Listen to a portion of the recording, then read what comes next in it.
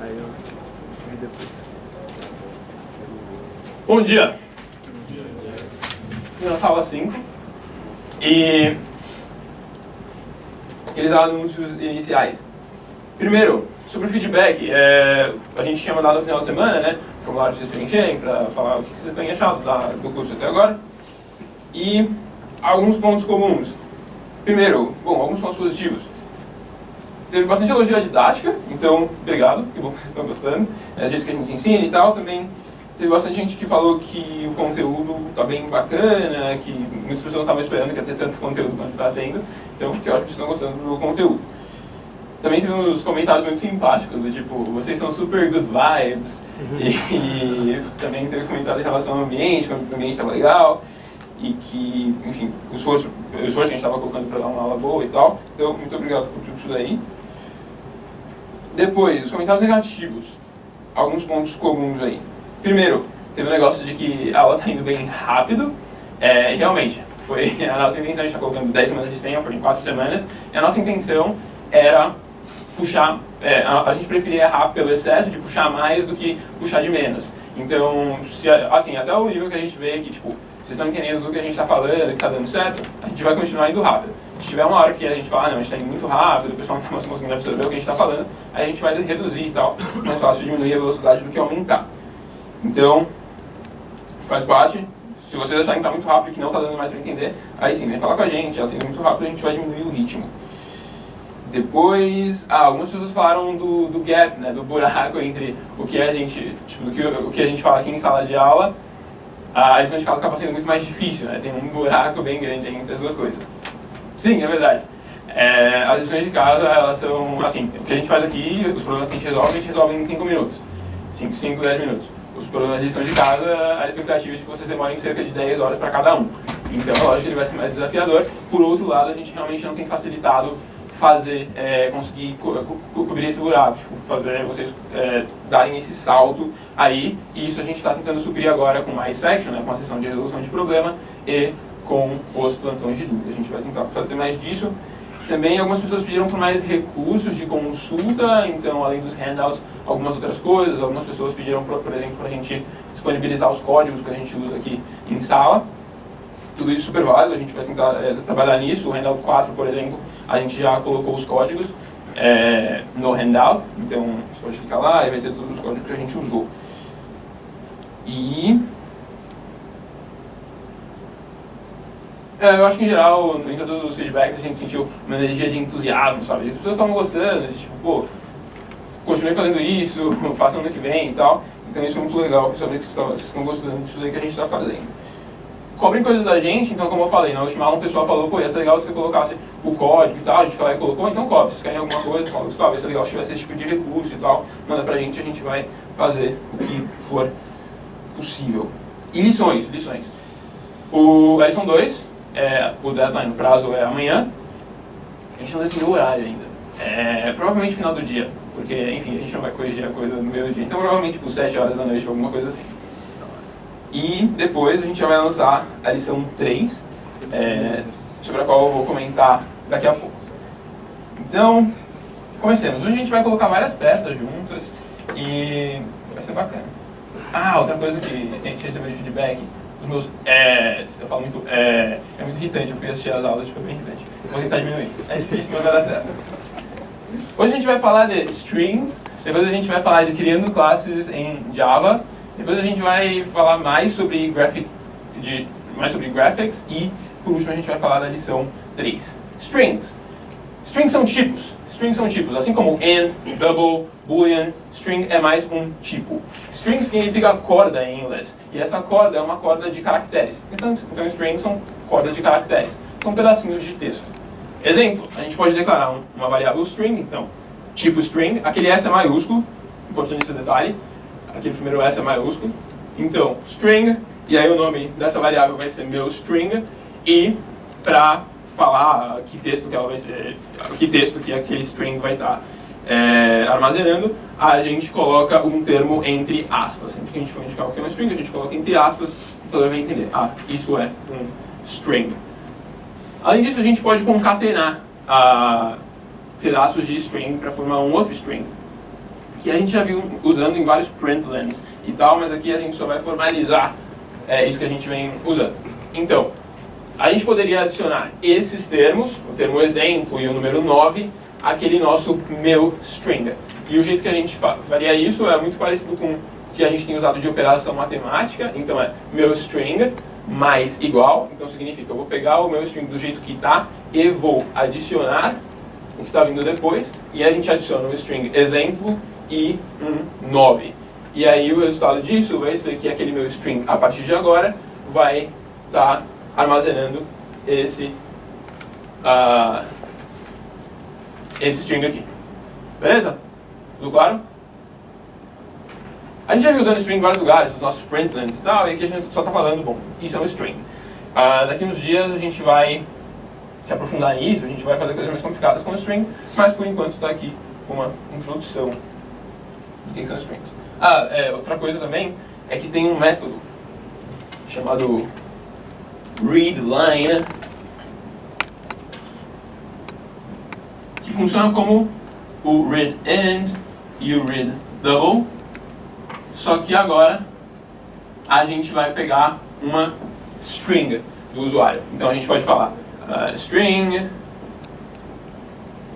sei lá, S, vai ser igual a readLine, e aí a gente vai pedir um input do usuário. Ele vai digitar alguma coisa e a gente vai armazenar naquele S, no nosso string S, toda a linha que o usuário digitar.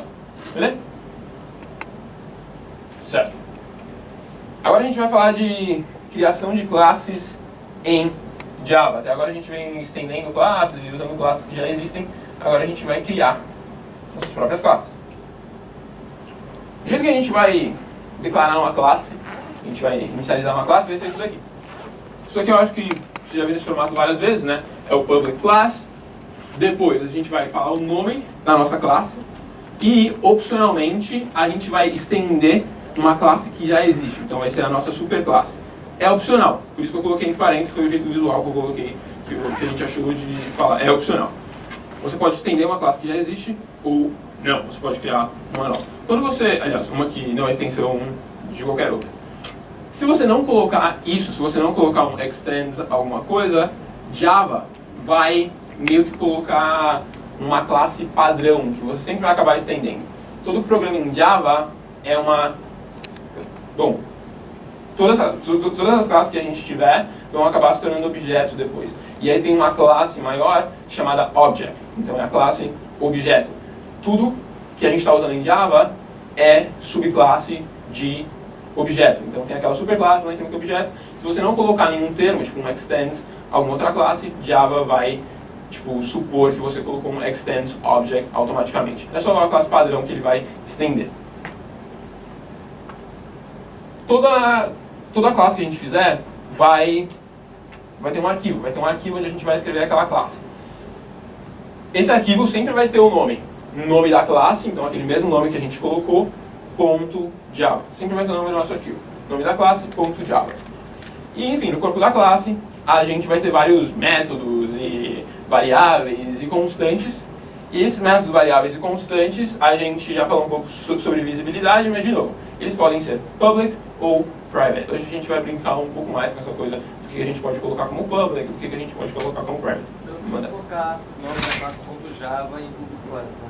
É só o arquivo. É só o arquivo, exato. A pergunta foi se você precisa colocar o nome da classe .java ali em cima, em nome da classe. E a resposta é não, é só o nome do arquivo mesmo que vai ter esse formato. Então,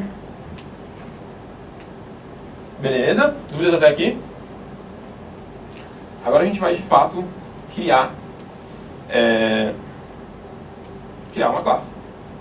Para criar uma classe, a gente vai ir sobre a pasta que a gente está usando. Então aqui eu tenho a pasta aula 5. A gente clica com o botão direito sobre ela, vai em New e depois em Classe, porque a gente está querendo uma nova classe. E vai aparecer essa tela, que você tem que preencher com várias informações. Aí você fala, cara, o que é que eu coloco aqui? E a única parte com a qual a gente vai se preocupar é Name. É o nome da nossa classe e que também vai acabar gerando o nome do arquivo. Aqui eu vou chamar de meu contador, porque a classe que a gente vai criar vai ser um contador e eu já vou explicar o que é esse contador. E aí depois que você escrever o meu contador, aparece um nome, um enfim, uma mensagem aqui em cima. O uso, a gente desencoraja o uso de default package, que é tipo o pacote padrão. E aí surgem as perguntas, o que é um pacote padrão e por que o uso dele é desencorajado. Um pacote padrão é o seguinte, em Java, muitas vezes a gente vai fazer diversas classes que vão trabalhar juntas em função de algo maior. E geralmente, eu vou cortar esses S. E geralmente, a gente coloca todas essas classes que a gente vai usar combinadas em um pacote, certo? Aqui, a gente ainda não vai começar a combinar várias classes. Então, tudo que não está em um pacote específico, que trabalha com outras classes para fazer uma coisa específica, a gente coloca no pacote padrão. Esse é o nosso pacote padrão, tudo que não está trabalhando em um pacote para uma causa maior. E o uso dele é desencorajado porque Java fala, a gente não gosta que você crie coisas no pacote padrão. Só que a gente não vai se importar com isso, a gente vai criar no default package mesmo, porque a gente é rebelde. Então a gente vai criar aqui a classe, meu contador, a gente vai clicar em Finish e pronto, criamos uma classe. E Java é muito legal, ele já dá 2 linhas de código pra gente, sendo uma delas uma chave. Mas, enfim, a partir de agora a gente pode começar a desenhar a nossa classe aqui. Comentei que a nossa classe vai ser o nome dela é meu contador. O que vai ser esse contador? Esse contador vai ser uma caixinha que vai dar pra gente números sequenciais. Então ele vai dar primeiro pra gente um 1, aí a gente vai falar, me dá o próximo número. Ele vai dar o 2, próximo número, 3, e assim por diante. Por que a gente gostaria de criar um negócio desse tipo? A gente usa contadores em várias situações. Um exemplo, você vai na lanchonete e você pega uma senha sua. Aquela senha é um contador, certo? Porque você vai pegar o número 70 e a próxima pessoa vai pegar o número 71. E assim por diante. A gente tem números sequenciais. É um exemplo de situação em que um contador é muito útil. Outro exemplo de situação em que um contador é útil. Quando vocês cadastraram aqui no campus, vocês, enfim, tem um número de identificação de vocês, um ID, e esses números geralmente são sequenciais. Então, você é o número 1102. Aí a próxima pessoa que fez um ID depois de você vai ser o 1103 e assim por diante. Então, a gente usa contadores o tempo todo. Então, vamos começar a escrever nosso contador.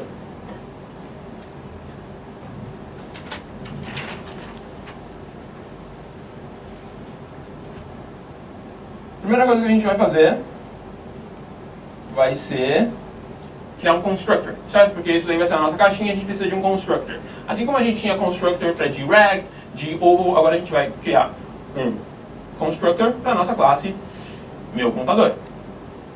O jeito que a gente cria constructor é o seguinte. A gente vai digitar public. Gente, a letra está pequena, né? Foi mal. Arrumando agora.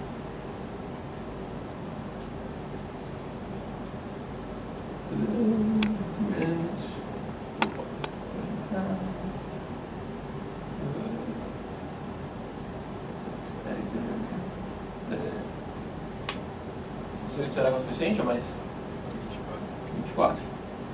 24. Seria text font, não. Boa.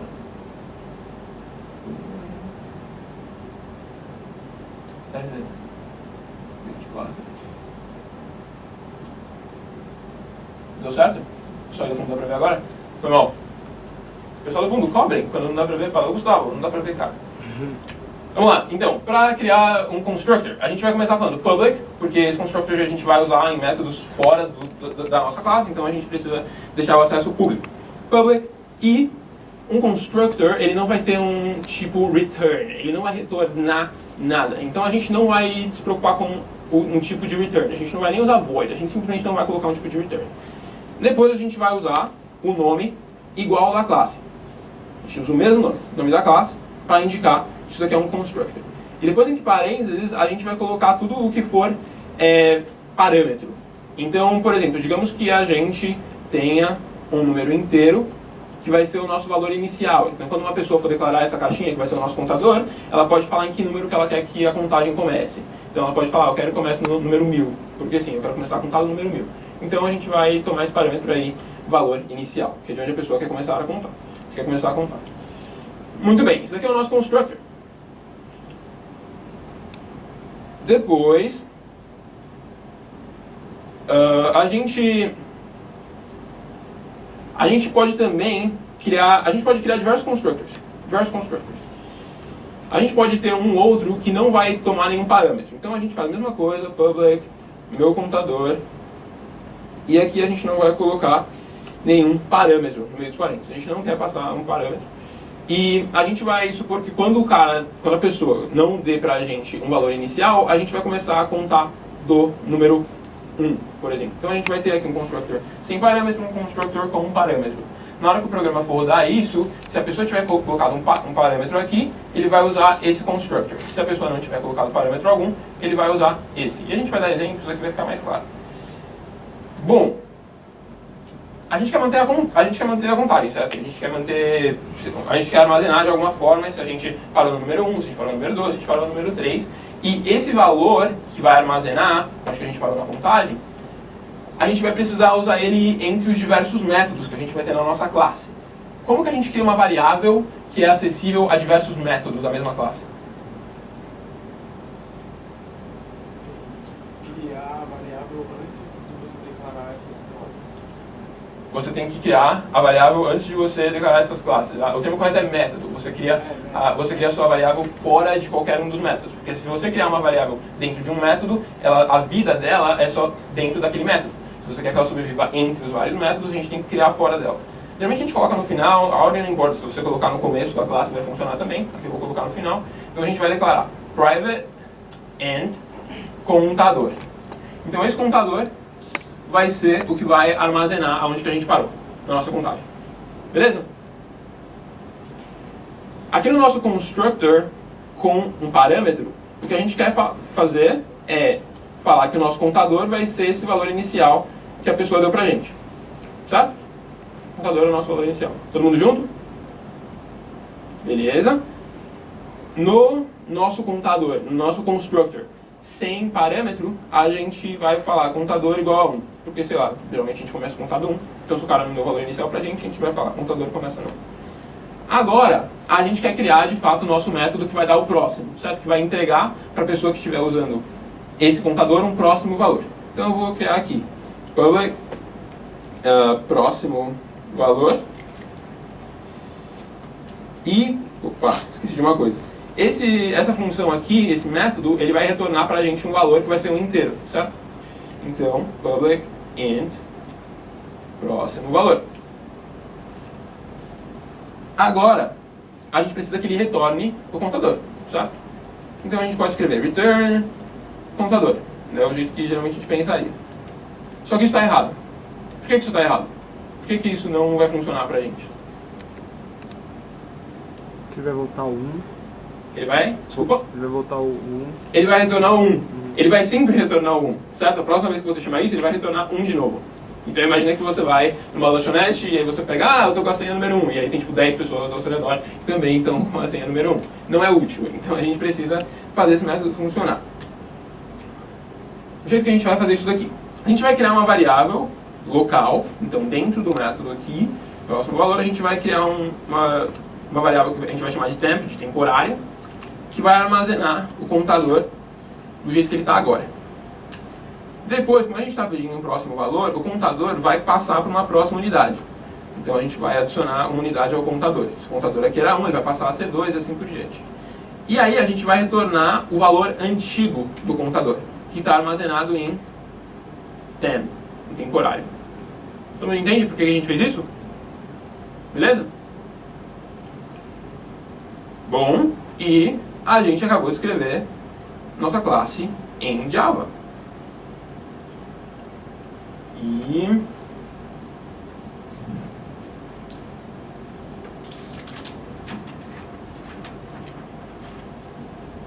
voltamos para os nossos slides. Aqui eu escrevi tipo, a mesma coisa, só que eu só dei outro nome. Eu chamei aqui de incrementor. Mesma coisa, só o nome mudou. A gente declarou aqui, né, o nosso constructor. E repara que, bom, aqui está uma forma que a gente poderia pensar. Eu posso também ter o meu constructor do incrementor assim. Então, o que a gente está querendo dizer com esse constructor? A gente quer que o contador, a nossa variável de instância, a nossa instance variable contador, seja igual ao contador que a pessoa está passando para a gente agora. E parece fazer sentido, contador igual ao contador. Só que Java não consegue diferenciar esses dois contadores. Ele não consegue processar a informação. Ah, esse primeiro contador é a minha instance variable e o segundo contador é o parâmetro que a pessoa está passando. Ele não consegue fazer essa diferenciação. E você pergunta, Gustavo, não tem um jeito de arrumar isso? Tem.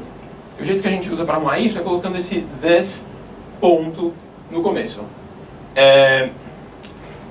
Desse primeiro jeito, o que acontece? Quando a gente chama uma variável, então aqui eu estou chamando contador, a primeira coisa que o programa vai tentar fazer é achar aquela variável como variável local ou como parâmetro. A primeira coisa que ele vai tentar fazer não é procurar ela como instance variable, é como local variável, como variável local ou como parâmetro.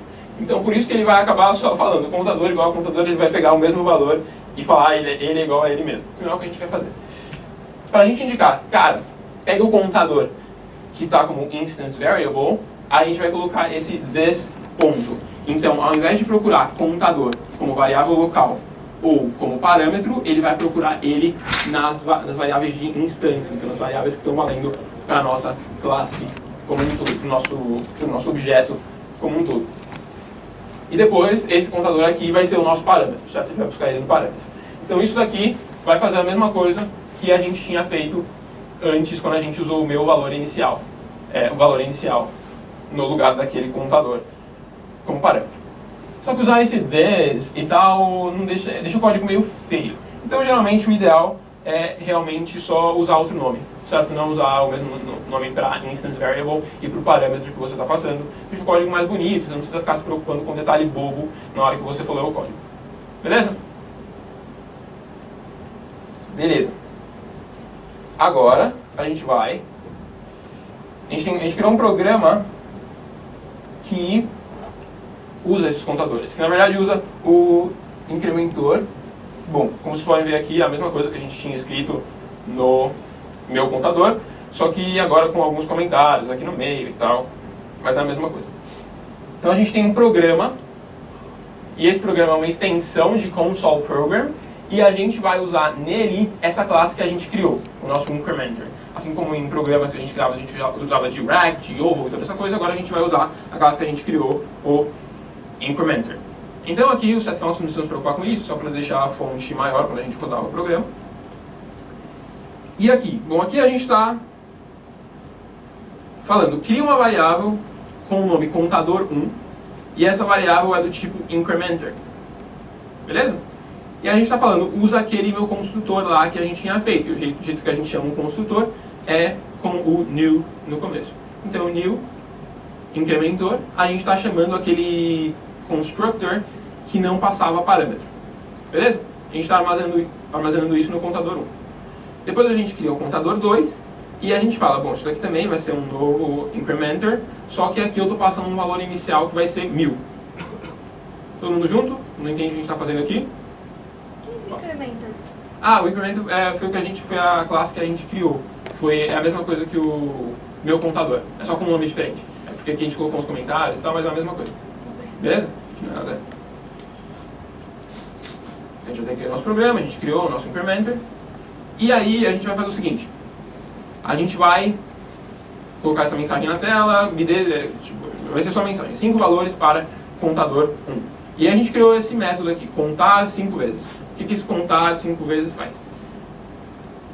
Ele vai pegar como parâmetro um objeto incrementer e a gente vai 5 vezes, então aqui a gente tem um for loop 5 vezes, a gente vai usar aquele método próximo valor no contador que a gente tiver passado como parâmetro do contar 5 vezes. Então a gente vai pegar o contador que a gente vai passar para esse método e vai falar, me dá o próximo valor, me dá o próximo valor, me dá o próximo valor 5 vezes, e a gente vai print na tela os valores que o contador estiver entregando para a gente. Beleza? A gente vai rodar o programa e vai ver o que acontece. Então a gente vai usar esse contar 5 vezes para o contador 1, depois a gente vai usar ele para o contador 2, depois a gente vai usar ele de novo para o contador 1. Vamos ver o que acontece. Usar contador. 5 valores para contador 1. Então, quando a gente inicializou o contador 1 sem passar parâmetro algum, ele começa do 1, certo? Então a gente foi lá, print 1, depois um 2, depois um 3, depois um 4, depois um 5. Depois o contador 2. O contador 2 a gente passou o valor inicial 1000. Então ele começa a contar a partir do 1000. 1000, 1001, 1002, 1003, 1004. Depois a gente chamou o contador, contar 5 vezes de novo no contador 1. E ele continua contando de onde ele parou, certo? Ele tinha parado no 5, o último valor que ele tinha entregado pra gente era um 5. Então a gente vai aqui 6, 7 até o 10. Beleza? E agora você devia sentir um incômodo, você devia falar, Gustavo, tá errado.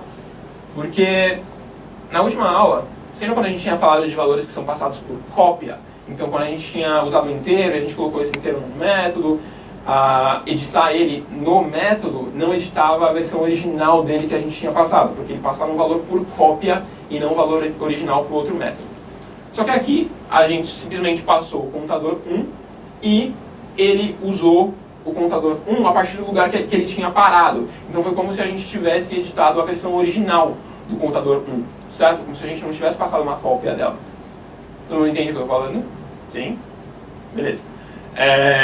E acontece que objetos são passados por referência. O que isso significa? O que a gente criou aqui é um objeto. O increment é um objeto e tal. Então, quando a gente vai passar contador 1 para o método contar 5 vezes, o que a gente está passando é tipo, imagina que meu dedo está apontando para o contador 1. O espaço onde a gente está armazenando aquele contador 1. A gente vai passar esse endereço. Então, a gente está passando de verdade a versão original. A gente está passando o negócio por referência. Então, quando a gente passa um objeto, a gente passa ele por referência, a gente edita o original dele.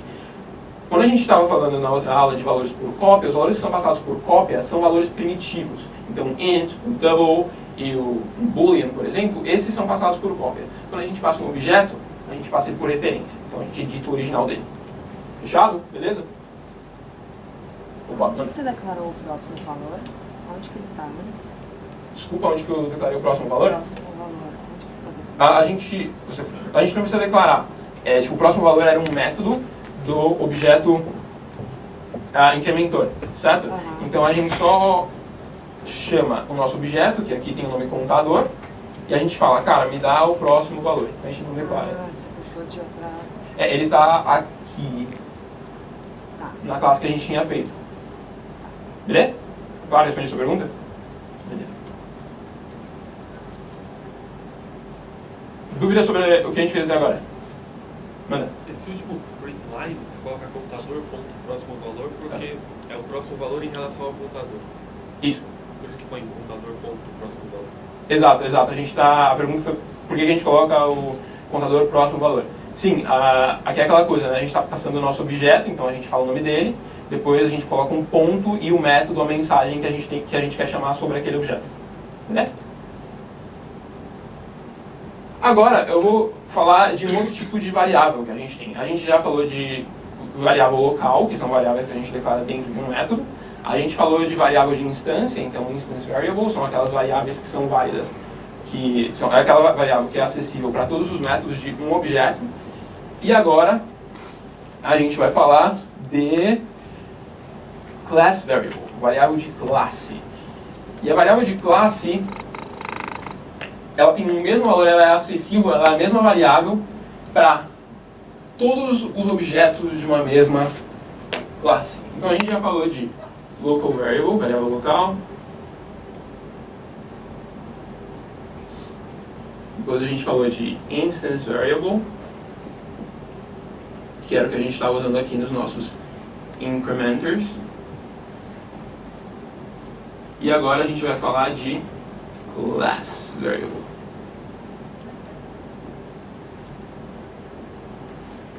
Instance variable. Quando a gente usou ela com os nossos contadores, a gente tinha o contador 1, eu vou abreviar aqui como count.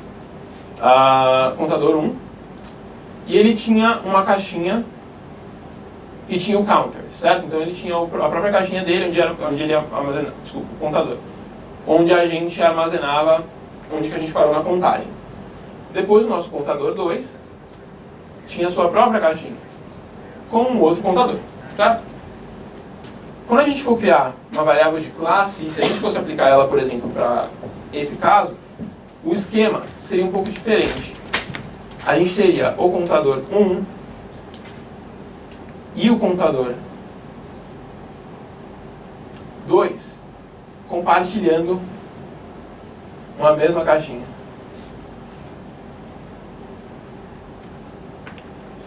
Então, é uma variável que vai ser, enfim, a mesma, que vai ser acessível para todos os objetos de uma mesma classe. Como que a gente vai indicar isso? A gente vai usar a palavra static. Então, se por exemplo, se eu fosse lá no meu incrementer, se eu declarar isso aqui como static, essa variável vai passar a ser uma variável de classe. Vocês lembram onde mais que a gente usava static? A gente usava static em constante. E esse static era usado para indicar. Esse vai ser o valor que eu vou usar para todos os meus objetos, para todas as minhas classes. Para todos os objetos daquela classe. E é a mesma coisa que a gente está fazendo aqui, só que agora não é constante, agora é variável. Constante, no sentido de constante, era muito útil para, por exemplo, a gente ia ter uma classe que ia, sei lá, fazer várias coisas com um círculo. E aí a gente precisava ter um valor π. O valor π não vai mudar de um objeto do círculo para o outro, certo? Então a gente quer compartilhar um valor para todos os objetos que a gente criar de uma mesma classe. Aqui em variável, vamos ir lá de volta para o nosso programa, usar contador, e a gente vai rodar ele agora com a variável contador como variável de classe. O que vai acontecer quando a gente rodar esse programa? Ele começou a contar a partir do 1000, depois, enfim, continuou contando nessa sequência. Por quê? A gente criou o incrementer com contador 1 e aí a nossa variável contador foi inicializada para 0, certo? Para 1, desculpa. Depois a gente construiu aqui o contador 2 e a gente falou, agora o meu valor contador vai ser 1000. Só que agora a variável contador é distribuída, certo? Ela é compartilhada com todos os objetos. Então o número 1000 foi escrito sobre o valor antigo que a gente tinha. Então deixou de ser 1 e passou a ser 1000. Beleza? A gente está escrevendo em cima do valor que a gente tinha anteriormente. Então quando a gente falar contar 5 vezes, ele vai começar do 1000. Então ele vai contar do 1000 até o 1004. Depois, quando a gente falar mais 5 vezes, ele vai do 1004 do 1005 até o 1009 e assim por diante. Beleza? Certinho? Então isso daqui é a nossa variável de classe. Agora,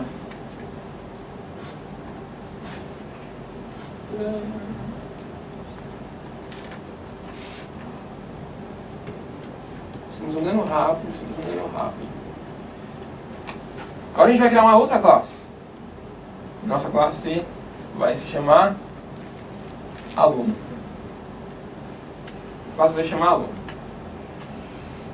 Bom, em aluno a gente vai ter algumas instance variables, algumas variáveis de instância, e essas variáveis vão ser uma string, que vai armazenar o nome do nosso aluno, um número inteiro, que vai ser o ID do aluno, depois um double, que vai armazenar o número de créditos que ele já fez, sei lá, na faculdade. E a gente declarou créditos como double porque, sei lá, em algumas faculdades tem como você pegar meio crédito em alguma coisa, então tem números quebrados, então por isso a gente usou um double ao invés de um número inteiro. Todas as variáveis estão como private. E isso porque a gente não quer que outras pessoas mexam com essas variáveis. Imagina, e você? Como a gente tinha falado alguns dias atrás, a gente usou pessoas como objetos. E aí esses objetos têm características, que estão, por exemplo, nessas variáveis. No nome, no ID e esse tipo de coisa. Imagina que você tem uma variável idade. Se você deixar essa variável idade como public, outros métodos, então, por exemplo, o Mike, uma outra pessoa, Marcela, seu nome, né? Uma outra pessoa, Marcela, se a sua classe fosse public, a Marcela poderia entrar na sua classe e mudar a sua idade. Só que não é legal ela mudar a sua idade, certo? Você quer manter private, você quer manter ela só para você. Então, por isso que a gente coloca essas características da classe aluno como private. Então a gente vai ter alguns métodos, porque apesar dessas classes serem private, bom, na verdade vamos falar do constructor primeiro. A gente tem aqui o constructor, então de novo, public, depois o nome da nossa classe, então aluno. Aí a gente vai passar dois valores quando a gente for construir um objeto do tipo aluno. A gente vai passar um string com o nome que a gente quer dar para o aluno e depois com o ID, o número de identificação dele. E aí a gente vai falar que aquela variável lá de baixo, a instance variable, o nome do aluno, vai ser igual a esse nome que a gente está passando e o ID do aluno vai ser esse ID que a gente está passando. Depois a gente vai ter alguns métodos, porque apesar de essas variáveis serem private, muitas vezes a gente quer saber elas, a gente quer saber o nome e enfim, todas as outras características daquele nosso objeto. E o jeito que a gente faz isso é a gente cria métodos que vão entregar para a gente essas informações. Então a gente tem, por exemplo, esse método, que vai ser público, ou seja, outras classes podem chamar, que vai retornar uma string, e esse método vai chamar getNome. Aqui a gente vai manter as palavras get e set, porque é muito complicado de traduzir. Get é basicamente me entrega alguma coisa, e set é basicamente muda ou altera esse valor para o valor que eu vou te entregar. E com os exemplos, eles vão acabar, eles são ilustrativos. Então, getNome vai retornar para a gente a variável nome do aluno. Beleza? E aí você pensa, Gustavo, mas se você está deixando esse método como public, por que você já não podia deixar a variável como public? Porque se você deixa a variável como public, a pessoa não só pode ler ela, mas ela pode editar aquela variável também. E a gente não quer que a pessoa tenha acesso a editar aquela variável, a gente só quer que ela tenha acesso a saber qual que é o valor dela. Então a gente vai criar uma outra que é getID, então ela vai retornar para a gente esse número inteiro, que é o ID do aluno. A gente vai ter esse outro método, que vai ser for, então ele não vai retornar nada para a gente, e ele vai chamar setCréditos, ou seja, a gente vai falar quantos créditos o aluno já fez. Então a gente vai passar como parâmetro aqui o número de créditos que a pessoa fez. Então a variável créditos completos vai ser igual a esse parâmetro aqui que a gente vai passar créditos. Depois a gente vai ter isso daqui que vai retornar um double, que vai ser getCréditos, então é quantos créditos a pessoa já fez. A gente vai ter isso, acrescentar créditos. Então ele é diferente do setCréditos porque ele vai pegar o número de créditos que a pessoa já tem e adicionar um certo número ao que já existia. Depois a gente vai ter essa daqui chamada boolean tem créditos suficientes. Então a gente vai ter essa constante que vai se chamar créditos para se formar, que é quantos créditos a pessoa tem que fazer para se formar. E aqui a gente vai falar que são 180. Esse método aqui, ele vai descobrir se a variável créditos completos é maior ou igual à constante créditos para se formar. Se for, isso daqui vai avaliar como verdade. Então, créditos completos maior ou igual a créditos para se formar. Então a gente vai retornar um true, um verdade. Então a pessoa tem créditos suficientes. E se não for, então se isso daqui for menor, isso daqui vai retornar como falso, vai retornar um false. Então a pessoa não tem créditos suficientes. Por último, a gente tem esse método que vai retornar uma string, e esse método a gente vai chamar de toString. Esse toString a gente vai ter em todo método, em toda a classe que a gente criar que não for rodar um programa, então que não tiver um run. A gente sempre vai ter esse toString. O que o toString faz é ele pegar todas as informações do nosso objeto, transforma elas numa string com, não todas as informações, mas as informações mais importantes de um objeto, coloca elas no formato de string e retorna pra gente. Por que é útil? É útil você ter essa coisa, esse método toString que vai te retornar as informações mais importantes de um objeto. Dúvidas? Não, a gente vai rodar e tal, a gente vai ver como isso aqui coloca na prática. Mas deu pra entender, deu pra ter uma noção do que a gente está fazendo aqui, na classe aluno? Onde que eu coloco o nome do aluno? Eu que coloco o nome do aluno? A pergunta foi onde que você coloca o nome do aluno. A gente criou aqui uma classe que vai armazenar, que vai funcionar para diversos alunos, certo? Aí agora a gente vai criar programas que vão criar alunos, certo? Então a gente vai, assim como a gente criou os nossos contadores com o incrementor e tal, que foi em outro programa, a gente falava, me dá um incrementor chamado incrementor contador 1, que vai ser um novo incrementor, e a gente passar os parâmetros e tal, a gente vai fazer a mesma coisa com o aluno. Então a gente vai criar alunos em outro programa. Beleza? Créditos adicionais, onde que eu preencho essa informação? Porque ela está ali em cima, acrescentar créditos, mas eu não vejo onde ela poderia ser informada para adicionar os créditos já completos. A pergunta foi onde que você usaria acrescentar crédito. Então imagina que você criou um estudante e aí você fala, ele já tem um certo número de unidades. Então a gente fala set créditos para, sei lá, 80, digamos que ele tem 80 créditos. E aí depois você vai falar, agora ele fez mais uma aula, então ele vai ter mais 5 créditos. Então você falaria, aquele aluno acrescentar créditos e a gente colocaria o número de créditos 5 para que eles sejam adicionados ao número que você tinha anteriormente. Beleza? Respondi a pergunta? A gente vai ter exemplos disso. E na verdade o exemplo vem agora. Acho que vem agora. É agora. Mandar. Só a questão do toString, você falou que volta as informações mais importantes. Isso. São aquelas que você colocou no return? Do aluno? São as, bom, a pergunta foi sobre o toString, quais são as informações mais importantes que a gente vai colocar aqui. Você que vai definir quais são as informações mais importantes do seu objeto e tal. Aqui a gente falou que é o nome do aluno e depois o ID dele. Não precisava ser, se eu quisesse eu podia adicionar também o número de créditos e tal, aí você que faz a avaliação, sabe o que é a informação importante que você vai entregar ou não. E é isso, beleza? Manda. Então, basicamente, aí você só está criando essa classe nova. Aí você vai fazer outro programa que é para usá-la na prática, né? Exato, a pergunta foi se agora a gente está criando uma classe nova. Exatamente, a gente está criando uma classe, esse programa não roda nada. Exato, não executa nada. A gente vai agora criar um programa em que essa classe vai ser muito útil pra gente. Tipo, de Rack e de Oval, eles não fazem nada, mas eles são classes que a gente usa o tempo todo. Aqui a gente está criando nossas próprias classes. Beleza?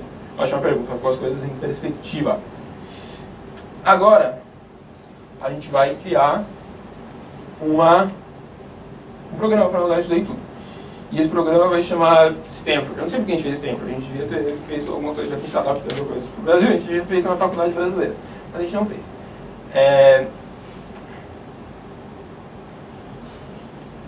Bom, o que a gente está fazendo aqui? A gente está criando uma variável do tipo aluno, e esse aluno se chama aluno. Se eu quisesse, podia ter chamado ele de Gus, ou de pessoa, ou de qualquer coisa. É só o nome da nossa variável. Então, o aluno, o nome dele é aluno, e, aliás, o nome da variável é aluno, então ele vai ser um novo aluno, então a gente vai ir na fábrica da classe aluno e pedir, me dá um objeto do tipo aluno, e a gente vai usar esse constructor aqui, a gente vai passar o nome dele e o número de ID dele, beleza? Depois a gente vai falar, aluno, 7 créditos para 179, então esse aluno vai ter 179 créditos. Depois a gente vai print na tela o nome do aluno, então a gente vai usar aluno, get nome, já fez, aluno, get créditos, então vai retornar o número de créditos que esse aluno já fez, e depois vai adicionar a palavra créditos no final. Depois a gente vai ter aluno, get nome, pode se formar, e aí a gente vai usar esse método, se o aluno tem créditos suficientes, que vai retornar true ou false. Então a gente vai avaliar se o cara pode se formar ou não. Tipo, alguém me perguntou alguma coisa? Não, beleza. Depois a gente vai falar println aluno get nome, então a gente vai falar o nome do aluno, faz CS106BR. Então ele faz essa aula e a gente vai falar que essa aula vale 5 créditos. E aí a gente vai adicionar, então aluno, acrescentar crédito, esses 5 créditos que ele fez. E depois a gente vai print o nome do aluno, pode se formar, e a gente vai fazer de novo a avaliação se ele tem créditos suficientes ou não. Se isso daqui for verdade, então se isso daqui retornar true, se ele tiver créditos suficientes, a gente vai falar boa, aluno, e a gente vai usar o toString que a gente definiu. Então vamos rodar para ver se esse programa funciona e como ele funciona. Então, Stanford. Aí está. Já falou Gustavo, já fez 179 créditos, que foi o que a gente tinha definido aqui em 7 créditos. E aí a gente vai falar, Gustavo pode se formar? Aí vai retornar false. Depois a gente vai falar, Gustavo faz o CS106BR, que vale 5 créditos. A gente vai adicionar 5 créditos. E agora a gente vai avaliar de novo. Gustavo pode se formar? E aí vai sair um true, porque agora ele pode. E aí ele vai soltar isso aqui. Boa, Gustavo. E aí vai retornar a versão toString que a gente tinha definido, né? E esse toString, eu acho que eu não entrei nos detalhes de como ele é formulado. Ele vai ser o nome do aluno, mais esse parênteses, hashtag, depois o ID do aluno, depois a gente fecha o parênteses no final. Que é exatamente o que a gente tem aqui, sabe? Manda! Tem como trocar esse true para alguma palavra que faça mais sentido? Tipo, pode se formar sim? Tem. Tem. A pergunta foi se dá para trocar esse true para alguma coisa que faça mais sentido. Então aqui em Stanford, se ao invés de falar true ou false, a gente pode falar outra coisa. Tem. O jeito que a gente faria isso é... Bom, cadê? Primeiro... Eita. A gente poderia falar uma coisa do tipo... If aluno tem créditos suficientes...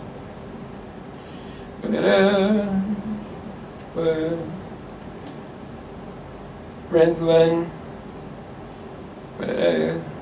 Pá. Aí...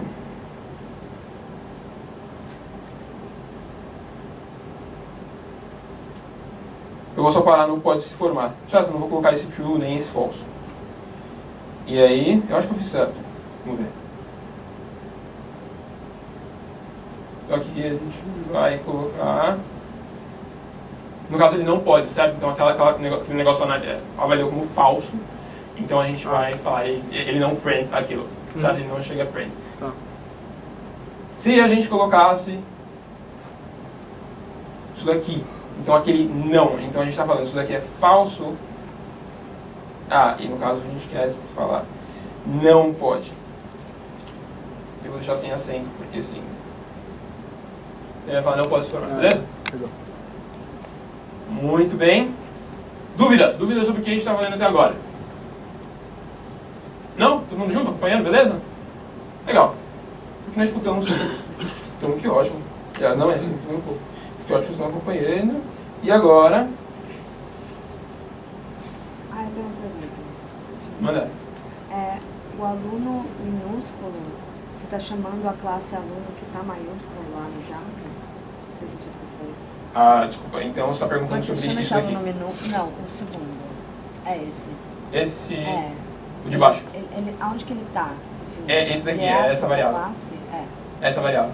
Essa é a variável. Isso.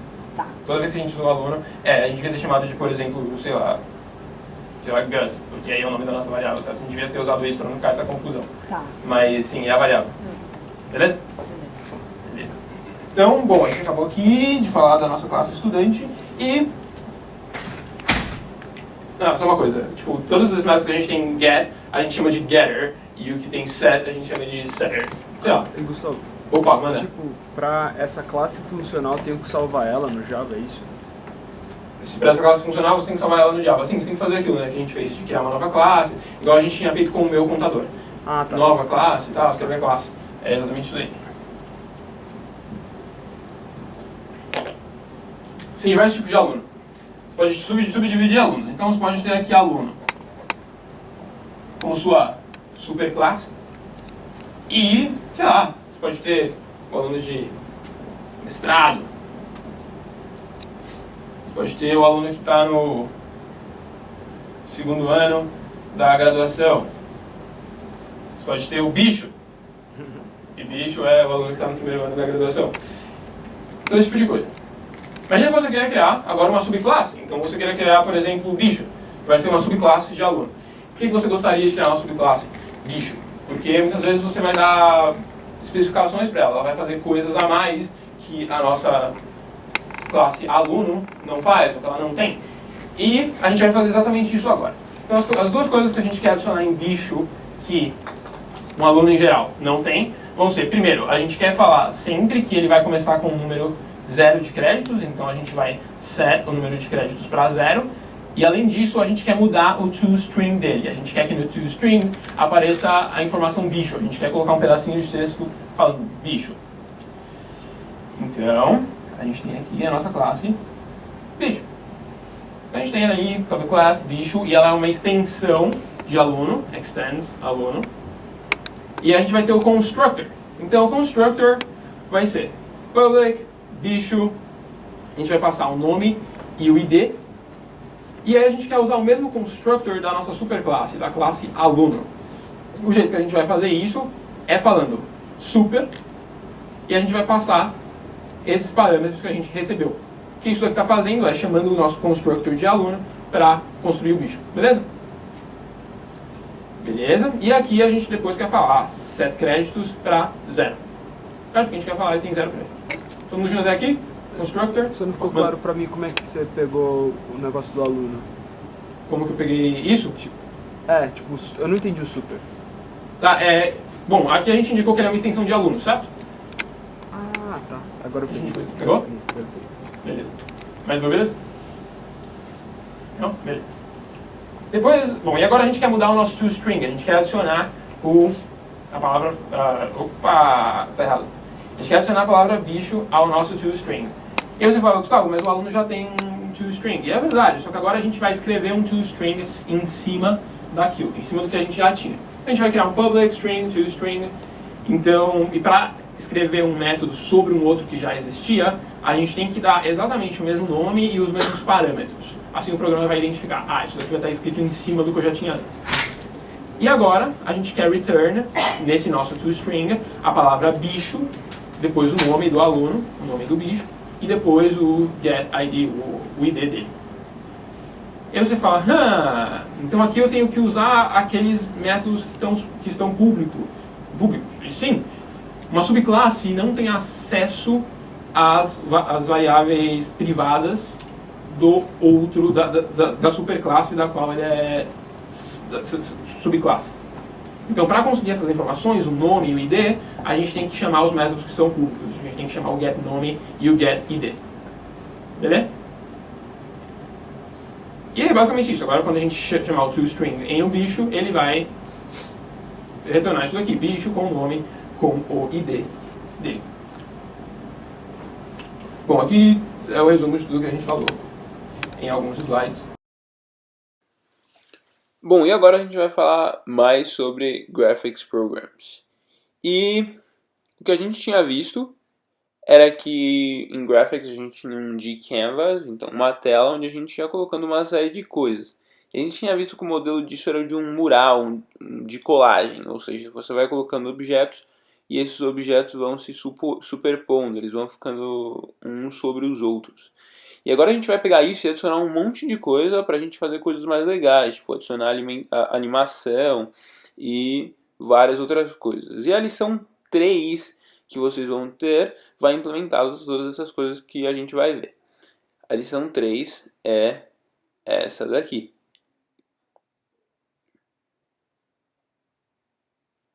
Breakout. Talvez vocês se lembrem que na aula anterior eu falei que a gente ia ter um salto da lição 2 para lição 3. E bom, esse é o salto. Então, eu vou começar a falar dessas coisas que a gente vai adicionar. A gente tinha então o dObject, que era a nossa superclasse, e a gente tinha como subclasse de dObject essas 4 classes. Todo mundo lembra disso? A gente tinha o dRect, o dLabel, o dOval, o dLine, todos eles eram subclasse de dObject. Né? Agora, e você vai falar, por que está meio estranho o slide? Porque a gente vai adicionar algumas dessas.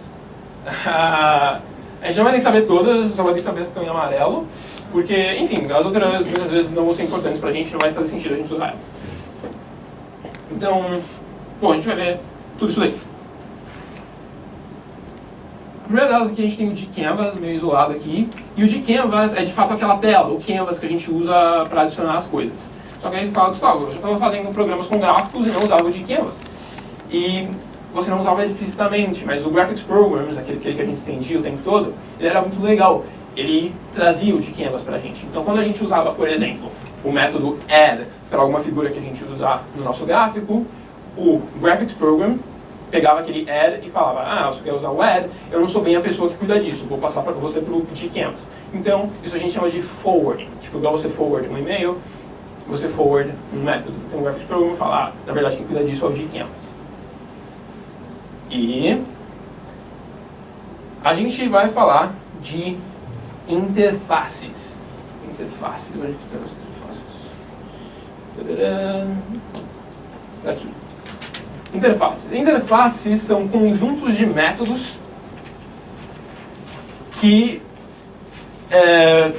enfim, são vários que funcionam para um certo conjunto de classes. E você pensa, Gustavo, mas a gente já fazia isso. Por exemplo, quando a gente tinha uma superclasse e depois a gente fazia as subclasses a partir daquela superclasse, as subclasses herdavam todos os métodos que aquela superclasse já tinha. Só que muitas vezes a gente não vai querer essa relação de herança entre as classes. Por exemplo,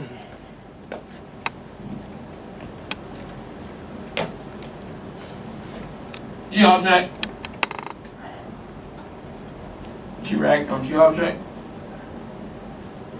dOval é um dObject, dLabel também. A gente tem alguns métodos que são compartilhados com o dOval e o dRect, por exemplo, o setFill, certo? De preencher o oval ou o retângulo. Então a gente tem esses dois aqui que compartilham um método. Só que dLabel não tem esse método, certo? Então não é um negócio que você poderia colocar em dObject, porque o label não vai usar aquele método. Só que você poderia ter um outro objeto aqui, de nome x, que tem um método compartilhado com esses dois, só que ele tem tipo uma outra superclasse, ele estende outra coisa, ele não tem nada a ver com o dObject.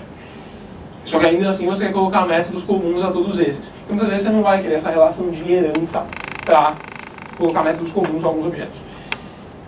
E a interface vai fazer isso, ela vai criar métodos que a gente pode compartilhar com diferentes classes. Aqui estão alguns métodos que são válidos tanto para GCanvas quanto para Graphics Program. Então a gente tem ali o add, que vocês já usaram várias vezes, o add com o x e o y, ou seja, a localização de onde você quer colocar aquele objeto. A gente tem o remove, então a gente vai remover o objeto, porque a gente consegue adicionar ele, mas a gente quer conseguir remove ele também. Então, esse daqui é o método que a gente usa para remove o objeto. E aí se você quer apagar tipo, tudo que está na sua tela, que você fala, cara, não gostei de nada, aí você usa o remove all, ele vai simplesmente deletar tudo que tem na sua tela. Get element add, esse daqui é muito importante, presta muita atenção, porque esse vai ser especialmente útil na próxima lição. O get element add, ele vai ter como parâmetro um ponto xy e ele vai retornar para você um objeto que está naquela posição. O objeto que está naquela posição. E é o objeto que estiver mais à frente. Então se você tiver um monte de objetos superpostos, ele vai retornar o que está mais na frente. Se não tiver objeto nenhum, ele vai retornar null. É o que ele retorna. Se não tiver objeto algum. Isso é muito útil, porque imagina que você tem uma situação, por acaso, imagina que você quer fazer isso. Se você tem um monte de bloquinho, e você tem uma bola que vai bater em algum desses bloquinhos, e você quer deletar o objeto no qual essa bolinha vai bater. Então você vai pegar a localização de onde essa bolinha está, você quer que ele retorne então o bloco onde essa bola está batendo, onde está essa localização, e depois você quer remover esse objeto, esse bloco, esse direct que a gente retornou. Certo? Então um exemplo de situação em que esse get element é muito útil. Get width, ele retorna a largura da nossa tela, o get height, a altura dela, o set background com uma cor. Vai falar para o background, ou seja, o canvas tem uma cor específica que você vai mandar para ela. E aqui estão esses dois últimos métodos que funcionam só em Graphics Program, eles não são métodos válidos de canvas. O primeiro deles é pause por número de milissegundos, que era para ter um L só e não dois. Pausa o programa por um número especificado de milissegundos. O que acontece? Os computadores são muito rápidos, eles executam uma coisa muito rápida. Então se você falar para uma bola sair daqui, por exemplo, e vir para cá, ela vai fazer isso de uma forma muito rápida. Então você não conseguiria ter jogo nenhum se os computadores executassem sem pausas no meio. Então a gente vai colocar pausas em milissegundos para que as pessoas consigam ver o que é que está acontecendo em um programa. E a gente vai colocar isso na prática e vai ficar mais claro. Depois tem o wait for click, que basicamente para o projeto e espera por um clique. Então quando o programa identificar um clique na tela, ele vai continuar executando o que tiver depois do wait for click. Métodos da classe GObject. A gente vai ter um setLocation, que vai dar essa localização para um certo objeto. A gente vai ter um move, e esse daqui a gente já falou, então eu não vou repetir muito. Depois a gente tem um getX e getY. Esses métodos, eles retornam, bom, o getX vai retornar a posição no eixo X de um certo objeto, então você vai falar objeto.getX, e ele vai te retornar a posição no eixo X daquele objeto, e getY faz a mesma coisa no eixo Y. Então a gente vai ter um getWidth e um getHeight, e aí você pode chamar esses métodos sobre objetos para retornar a largura e a altura deles. Esse contains, ele vai passar como parâmetro um ponto para um objeto, e a gente vai falar true ou false se aquele objeto contém esse ponto. Depois a gente vai ter o setColor, que vai, enfim, estabelecer a cor de um objeto. Mais métodos de GObject. A gente vai ter um getColor, que vai retornar para a gente a cor de um objeto. SetVisible, que é diferente de remove. Quando você falar setVisible false, você vai falar para um objeto se tornar invisível. Como que ele é diferente de remove? Vamos supor que você tenha 3 objetos, um atrás, enfim, eles são superpostos, então você tem 3 camadas, e você quer que esse daqui fique piscando, então que ele apareça, desapareça, porque aparece uma parte dele aqui. Se você falar remove e depois add, quando você add ele vai ser adicionado à camada da frente. Então se você quiser que uma coisa fique piscando, por exemplo, você usaria setVisible, false e true. IsVisible vai falar se o objeto é visível ou não, vai retornar true se for visível, false se não. Send to front, e isso daqui, pessoas que desenham um pouco no computador devem saber. O send to front, ele basicamente vai pegar um objeto seu e vai mandar para a camada mais à frente. Ele é a diferença de send forward, porque o send forward leva um objeto um nível à frente, e não necessariamente a camada mais à frente. E o send to back e send backward fazem a mesma coisa para mandar para trás. Então você fala send to back, vai mandar para o último nível, se você mandar send backward, vai mandar um nível para trás. Métodos de interfaces. Então aqui está o de fillable, que é válido para um direct, oval, de arc e de polygon. E aqui, bom, vários deles vocês já conhecem. Então tem o setField, por exemplo, que vai falar se o objeto vai ter preenchimento ou não. Depois um isField, que vai retornar true ou false, dependendo do estado do objeto, se tiver preenchimento ou não. setFieldColor vai falar qual a cor de preenchimento. E getFieldColor vai retornar a cor que o objeto está preenchido. O set vai falar, essa é a cor que eu quero que você tenha. O get vai retornar a cor que o objeto já tem. Resizable. Marcelo, você lembra do dia que você perguntou se dava para mudar o tamanho de um objeto? Aí eu falei, acho que não. Aí eu fui consultar com o Michael e ele falou, não. Então a gente mentiu. Eu de nós dois. Depois o Breno, até tinha comentado, o Breno, outro section leader, ele falou, cara, na verdade tem. E a gente ficou de mandar um e-mail para corrigir, mas não corrigiu. Então vamos mandar. Set size. Então você pode usar o set size para simplesmente redefinir a largura e a altura de um certo objeto. Esses métodos aqui, esses dois, funcionam para de oval, de rect e de image. Então você pode mudar a largura e a altura de um objeto. Set bounds, ele vai mudar largura, altura e localização também. Gscalable. Gscalable funciona para todos esses tipos aqui. E a primeira, bom, a gente tem o scale e a gente passa como parâmetro um fator. O que isso daqui faz? Imagine que você tenha um quadrado e aí você fala scale com um fator 2. O que ele vai fazer é simplesmente duplicar as dimensões daquele objeto. Então vai ter o dobro de largura e o dobro de altura. Se você passar 0.5, vai reduzir pela metade. Se você usar um scale com 2 parâmetros, esse primeiro parâmetro vai ser o fator que você quer alterar a coisa no eixo X, então no horizontal, e aqui no eixo vertical. Então se você, por exemplo, passar um 2,5, o que vai acontecer é que o seu objeto vai ter o dobro de largura agora e metade da altura. Animação. A gente vai fazer a nossa primeira animação. Bola que quica. A gente vai fazer uma bola que quica, como o nome sugere. Aqui a gente vai passar rapidamente pelos parâmetros desse programa. E aí, a gente tem primeiro o diâmetro da bola, e esse diâmetro vai ser 60. Gravidade vai ser... Bom, nosso programa vai ser assim. Vai ter uma bola aqui, e aí ela vai, tipo, quicar até ela desaparecer no eixo horizontal. E a gente quer que a cada vez que ela vai começar com velocidade 0, ela vai começar parada, a gente vai soltar ela. E a gente quer indicar, eu quero que a velocidade no eixo Y vá aumentando. E esse daqui vai ser a nossa gravidade, a gravidade que vai fazer isso. Esse atraso vai ser aquela pausa que a gente vai dar entre um movimento de mover e outro para a gente conseguir ver a bola se movendo. O init x é o ponto inicial da bola, e ele vai ser o diâmetro da bola dividido por 2, o que significa que ele vai estar muito perto ele vai estar colado, na verdade, com a borda esquerda da nossa tela. O init y vai ser 100, porque a gente quis definir como 100. Depois velocidade x, então a velocidade que ela vai estar andando no eixo horizontal vai ser 5.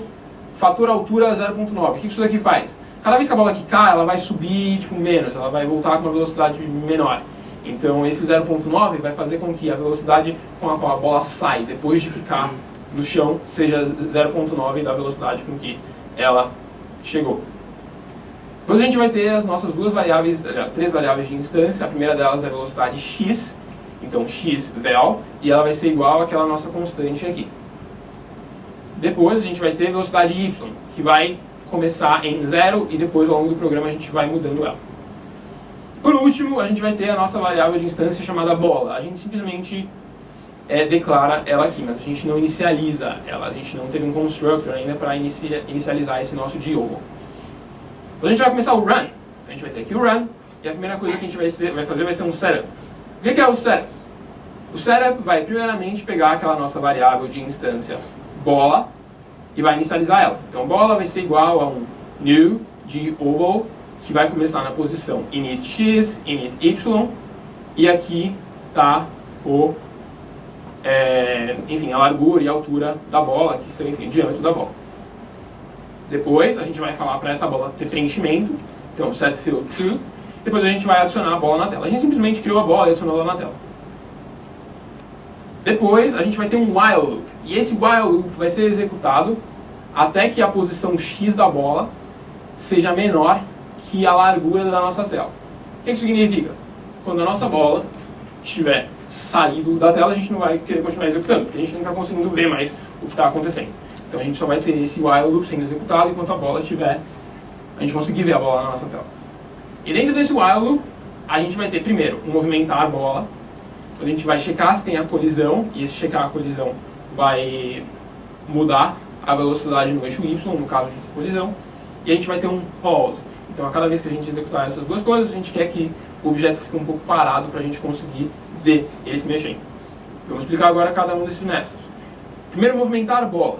Movimentar a bola vai, primeiramente, aumentar a velocidade no eixo Y, vai acrescer ao valor que a gente tem para velocidade no eixo Y, gravidade. Depois a gente vai falar para a bola se mover, esse fator, então a velocidade x e a velocidade y. Depois a gente vai ter um checar colisão. A gente vai verificar se tem colisão. Se o get y da bola for maior que get height menos diâmetro da bola, a gente vai fazer coisas para mudar a velocidade da bola. O que é esse? Por que a gente tem essa operação aí? Get y, get height e tal. Vamos aqui na nossa tela. Aqui está tipo a parte de baixo da nossa tela. E aqui está a nossa bola um pouco antes de quicar. E aqui tipo a hora que ela... Eita! E aí quando ela quicou. Nossa! Aí quando ela quicou. Aqui... Eita, velho. O importante é a ideia. Vocês já entenderam o que está acontecendo, tá ótimo. Esse ponto aqui é o nosso get y, certo? Para a gente falar bola get y, é esse ponto. Beleza? Aqui. Enquanto esse get y estiver acima do get height menos diâmetro da bola, então esse aqui é o diâmetro da bola. Enquanto esse ponto estiver acima desse, significa que a bola ainda não quicou, certo? Quando isso deixar de ser verdade, ou seja, quando o nosso get y for maior do que esse nosso ponto, então quando ele estiver tipo um pouco deixa eu ver aqui. Aí, assim que é mais certo. Quando ele estiver um pouco abaixo desse ponto, significa que a bola tipo, passou um pouco da borda inferior. E por isso significa, tá quicando, então a gente tem que alterar a velocidade. O desenho ajuda muito em tudo que vocês forem fazer de graphics. Se vocês já têm dificuldade em graphics, desenha, coloca cada variável e tal, e as coisas vão ficar mais claras. Então, quando o nosso get y for maior que o nosso get height menos diâmetro da bola, a gente quer que a velocidade y, que ela tenha o sentido alterado, então que ela seja igual a menos y velocidade vezes fator altura. Então vai ser 90%, 0,9 da velocidade que a gente tinha antes. E isso daqui é muito importante. Acho que nem vale explicar porque a gente tem pouco tempo. Eu vou explicar muito rapidamente, se alguém não entender, de boa, não é tão importante. Essas duas linhas, o que elas falam é o seguinte: se a bola estiver numa velocidade muito rápida, tipo no eixo Y, e a gente tiver, por exemplo, aqui a borda inferior, e aí ela está nesse ponto, só que aí no momento seguinte ela vai estar tipo aqui, muito abaixo. Nesse tipo de situação, a gente vai calcular a diferença entre o lugar onde ela está e o ponto que seria o máximo até o qual ela pode descer, e a gente vai falar para ela se movimentar 2 vezes para cima naquela distância. Se não entendeu o que aconteceu, de boa, não importa tanto. Isso daqui é só por garantir e tal, se não tivesse essas 2 linhas, não faria tanta diferença assim no programa. Agora a gente vai rodar, para ver se isso daqui de fato funciona.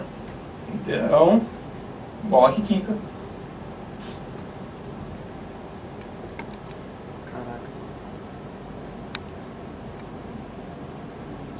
E depois que ela passa daquela borda, a gente para de executar o programa, certo? É aquele nosso while que está checando se ela está aí dentro ainda. Muito legal, né? Dá vontade de executar de novo, só que a gente não vai porque a gente tem mais coisa para falar.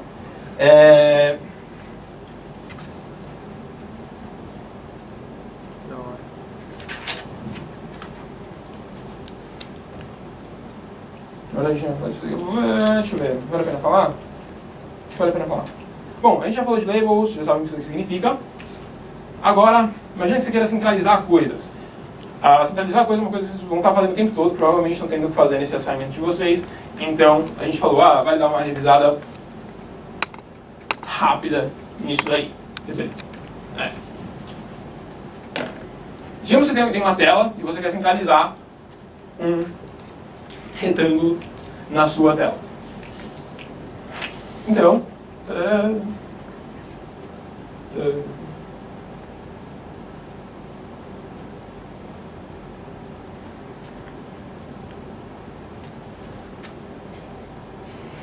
aí. Bom, esse aqui é o nosso width, esse aqui é o nosso height, e a gente quer centralizar o retângulo aqui. Tá certo. O jeito que a gente vai fazer isso é o seguinte, bom, a gente tem o nosso retângulo, aqui é o width, aqui é o height, então H do nosso retângulo, HR, e aqui é o width do nosso retângulo.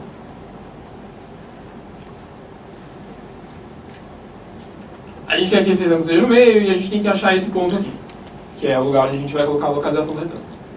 O que a gente vai fazer isso é o seguinte.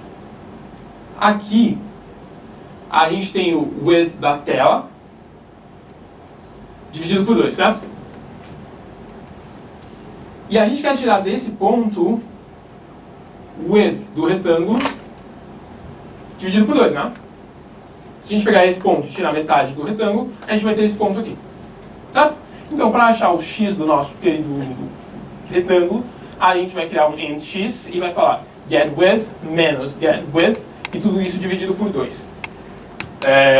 Se você não quisesse representar desse jeito, com os parênteses, você poderia colocar get width dividido por 2 menos rect get width dividido por 2. Beleza? Sim? É a mesma coisa para o eixo vertical, certo?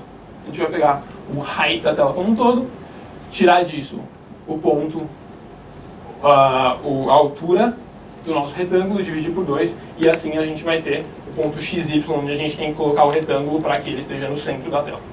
Beleza? A gente achou que valia a pena comentar sobre isso, porque vocês vão estar usando isso o tempo todo. E aqui é uma coisa muito rápida, que é a documentação. A gente vai mandar esse link para vocês, vão ter os slides também, então vocês vão conseguir entrar nisso. Documentação é um lugar onde está tudo sobre todos os métodos que a gente usa, pelo menos da ACM. E tá tudo em inglês, infelizmente. Desculpa. Mas é o que a gente tem. Tá tudo em inglês e você pode ir lá ver tudo sobre todos os métodos que a gente tem usado. Então, por exemplo, se a gente foi aqui em acm.util e a gente for em random generator, a gente vai ter tudo que a gente tinha visto lá de random generator e, na verdade, um pouco mais também. Então, aqui está o nosso get instance, e aí ele vai falar, retorna uma instância do random generator, que pode ser dividido entre várias classes, e aqui está uma explicação mais detalhada. Então, geralmente essas explicações aqui são um pouco mais curtas, aqui eles explicam melhor cada um desses métodos e tudo isso. Você pode ir em ACM Graphics, e aí aqui você pode ir em... Bom, aqui estão as interfaces das quais a gente estava falando agora há pouco. Você pode ir em doval e ver todos os métodos que funcionam para doval e ver exemplos deles. Então, documentação é um negócio bem útil, assim. Às vezes fala, como que eu faço isso? E, geralmente, na documentação está a explicação de como você usa todos os métodos. E, na verdade, a gente vai acabando por aqui. A lição 3 vai ser disponibilizada amanhã. E é basicamente isso. Acho que a gente tem, bom, na verdade são 10h27. Se quiser tirar dúvidas, a gente vai ficar aqui na frente um tempinho. E hoje tem plantão de dúvidas com o Alex, às 8 da noite. Beleza? O do Breno tá, eu não sei se a gente já disponibilizou no YouTube, mas vai estar lá. Então, a sessão de resolução de problemas que a gente fez ontem. E a de dúvidas também do Alex vai ser disponibilizada hoje. Beleza? Valeu, galera!